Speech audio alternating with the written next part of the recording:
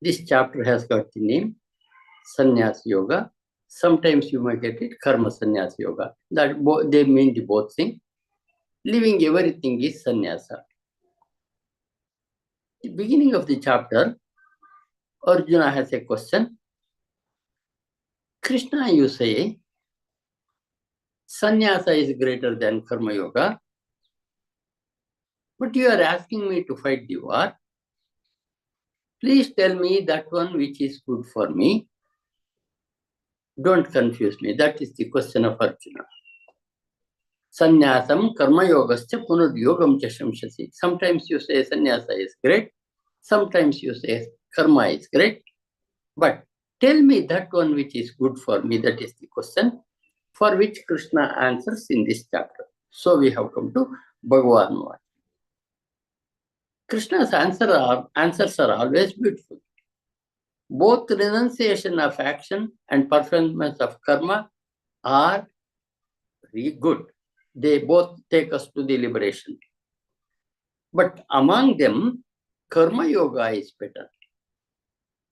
We cannot run away, renounce everything, but Krishna's advice is, be where you are, karma yoga is better. Karma yoga vishishyate, that's the beautiful expression Krishna gives to Arjuna and to us. And then he continues, think him as the great sannyasi who doesn't hate anything, who doesn't desire anything, and who hasn't got any duality. That man will be liberated from all bondages. Krishna again says, Sankhya and Yoga, Jnana Marga and Karma Marga are almost the same. Only people who are ignorant say that they are different. And when you go in one way, you will also receive the benefit of the other one. That is what Krishna wants. To make it more clear, he says, Yat Sankhya prapyate sthanam tad yoga irapi gamyate. The state you can reach by Sankhya, you can also reach by yoga. And he says, Ekam Sankyancha Yogancha. Sankhya and yoga, Sankhya is equal to yoga. Only who understand can understand this, he says to Krishna Arjuna. Sannyasa is difficult without karma yoga. Therefore, karma yoga is essential. If he said also that karma yoga is essential in 3rd chapter. So one who does the work in this manner will get to moksha at the earliest. A man who has purified himself by committed life of karma yoga, who has mastered the body and the sense organs, who knows oneself to be that self, is not affected while doing anything. And he says, we must cultivate an objectivity about ourselves. Indriyas do their actions. Gunas do their actions through us. So he draws our attention to that again. I am not the doer of anything that a man must think. While doing, seeing, listening, touching, and then the other activities of the sound, seeing, doing, touching. What's the number? 8, 9. 8 and 9. Yeah, got it. Seeing, doing, touching, and taking the smell, taking food, going, sleeping, breathing, talking, letting out the waste materials from the body, and opening the eye, closing the eyes. In every act of this that we must think, the body is doing its own activity. I am not the doer. That's the important thing, is that I am not the doer is to be known by all this. Indriyan Indriyarteshu Vartanta iti Dharani. You must take that Indriyas are doing their activities when we are seeing, touching, breathing, opening eyes, closing eyes, and every activity of ours.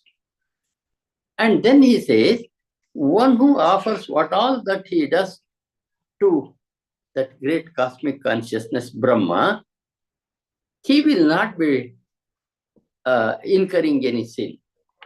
He lives like a Padmapatramivambasa, another great expression in Bhagavad Gita.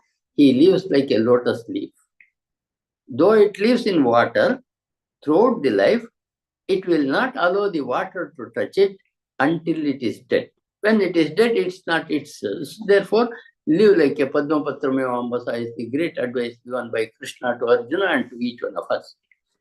And all that we must do, the work that we do, Kaya, Vacha, Manasa, and Buddhya, all these things you know, body, mind, and Buddhi, and Indriyas, Yogi only does it for purifying himself. Sangam tektu Atma Shuddhaye. Do all your work to purify yourself. That's the advice of Krishna to us. And when one can do like that, he will not be bound by the karmas. Therefore, though we are in this body of 9 gates, Navadvare Puredehi, be as if you are not the doer, you are the seer. I think I told you in the class. It is just like a CCTV camera sees all things that are going on unaffected by the action that is going on outside. The seer in us must be seeing all things that is going on in us also. So you be as if Naiva Kurvan Nakaryan. You are not doing anything and be like that. Sarva Karmani Manasa Sanyastasya Vasham Sanyastasya Sukham Moshi Namadvare Pure Dehi. We are in the body of body which has got 9 outlets. 2 eyes, ears, nostrils, mouth, and 2 down. We are living in a body like that. Be relaxed even in that body, he says. And if you are like that, you will not be bound by any karma at all. You will be doing every action because actions are done by Indriyas and 3 gunas using. And God doesn't want any good of anybody or the bad of anybody. We are all deluded by things that God wants us to be so and so forth. It is for our well-being we have to be spiritual, not for the sake of God. One whose ignorance has disappeared after having jnana, he will shine like a sun. That is what Krishna says. Aditya jnanam prakashati tatparam. He shines like sun, a jnani. I told you that jnanis have got an aura around them. With some years of practice and experience, when you meet them, you will definitely see the greatness of the people. We are not just the body, but there is a spirit in us which will glow like sun in those people. That's what it is. You have to know that one. That one means that Atman. You have to be dedicated to know that one, and ultimately you will be liberated, and you will not be born once again. Gacchantya punaravrittim, he says. So this is what our moksha means. We have to get out of our birth and death and birth cycle. And that man is a great man, is a jnani, is a whatever examples we have given in the class, you can think of that great man. How will they be? He takes some time to explain them. He sees everybody equal. Vidya, Vinaya Sampanne, Brahmane, Gavihastini, Shunicheva, Shopaketa, Pandita Samdarshana. This Atmajnani or Brahmajnani, whatever we can call, sees same in a educated man, a Brahmin, a cow, an elephant, a dog, and even a dog waiter. he also sees the same Brahman, each one of them. And that man can live the world in this very life. Ihaiva tarjita sargo. It must be possible in this very life. And then he becomes nirdosham misamam Brahma, equivalent to Brahma, who has no dosha at all, and he will always stay in that Brahmi state. And again he continues saying about the great man, the Atmajnani. He will not be overjoyed when he gets something good. He will not be over sorrowed when he gets an evil. He also has a constant way of feeling. Good and bad are equal for him. Such man stay in Brahman. And then, whose mind is not attached to the external object,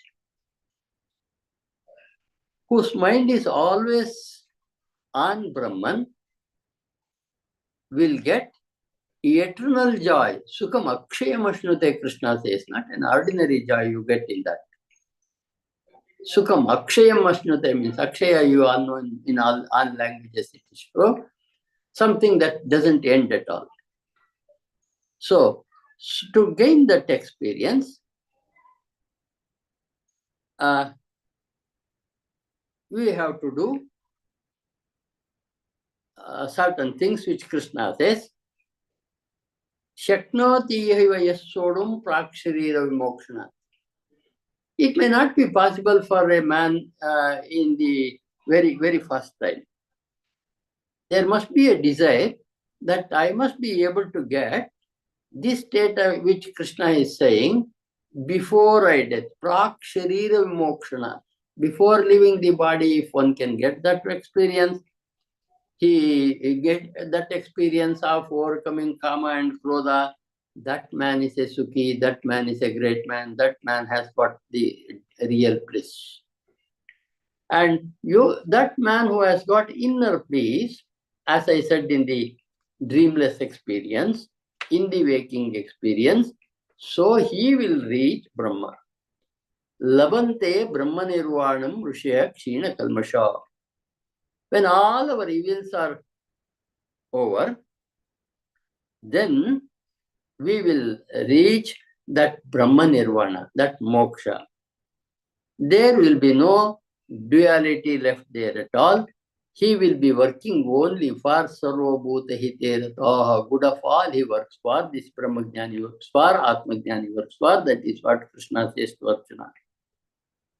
And those who have left kama and krodha, etc., anger, liberation is easy for him. For that, what should he do?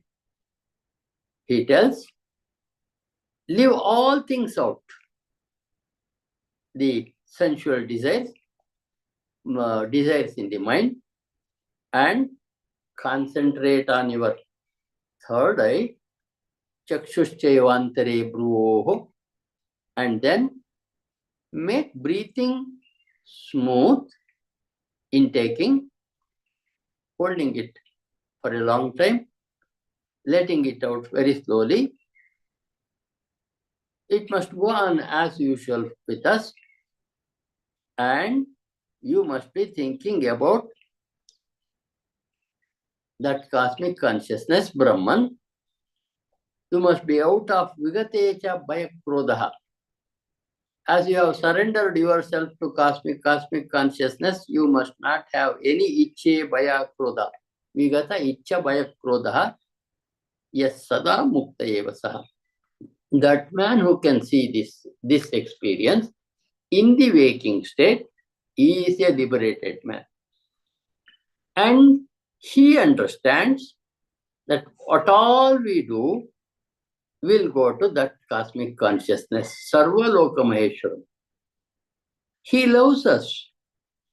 God equally loves each one of us, as mother loves even the bad children of her. God hasn't any differentiation between one creation of his and the other. So he is Sardam Sarvabhutanam. He loves everybody, and knowing which, that God is such a great cosmic consciousness, you will get the ultimate peace of mind. Jnatva mam, knowing me, you will get the ultimate happiness. This is in short the summary of what Krishna says to us in Sannyasa Yoga. Even in Sannyasa Yoga, what he has asked us is do your duty, but don't have the ego that I did it. Offer it back to Krishna and be